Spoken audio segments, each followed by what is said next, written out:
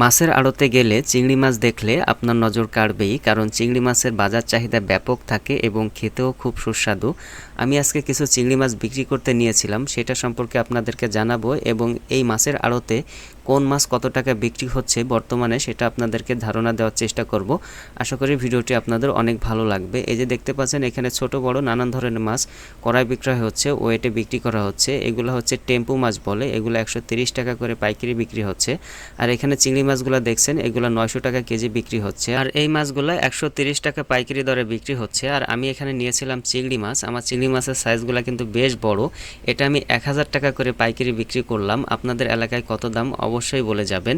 এবং এখানে যে মাছগুলো দেখতে পাচ্ছেন লো গ্রেডের মাছ, অর্থাৎ ছোট ছোট মাছ, এই মাছগুলো 650 থেকে 700 টাকায় কড়াই বিক্রয় হয়। আর এখানে দেখতে পাচ্ছেন ছোট মাছ, বর্তমানে ছোট মাছের বাজার চাহিদা একটু বেশি, কারণ এই মাছগুলো এখন 250 টাকা করে বিক্রি হচ্ছে। অন্যান্য সময় 100-150 টাকায় বিক্রি হতো। আপনার এলাকায় কত টাকা বিক্রি হয় অবশ্যই কমেন্টে জানাতে ভুলবেন না।